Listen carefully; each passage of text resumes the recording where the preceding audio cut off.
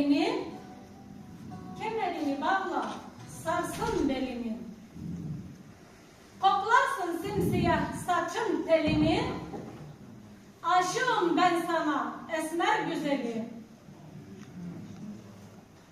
Ekersen tarlaya tane buğdayı, sürersin bir ömür zevki sefayı. Sevdiğin yanında bulsan vefayı, aşığım ben sana esmer güzeli. Herkesten daha çok severim seni, gözünü kıskanır sararım teni. Hasretinle yalnız bırakma beni, aşığım ben sana esmer güzeli. Tutarım bırakmam nazik elini, sararım her sabah ince belini.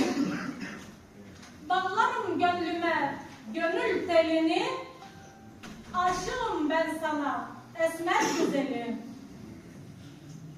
Sultan Can der yıllar geçse aradan, bizim yazgımızı yazmış yaradan. Kim bilir kaç fidan büyür karadan.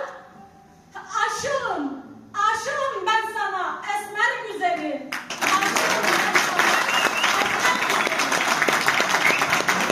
Şairimiz Yolkanlar'ın güzel yorum için çok teşekkür ediyoruz. Maharet güzeli görebilmektir. Sevmenin sırrına erebilmek.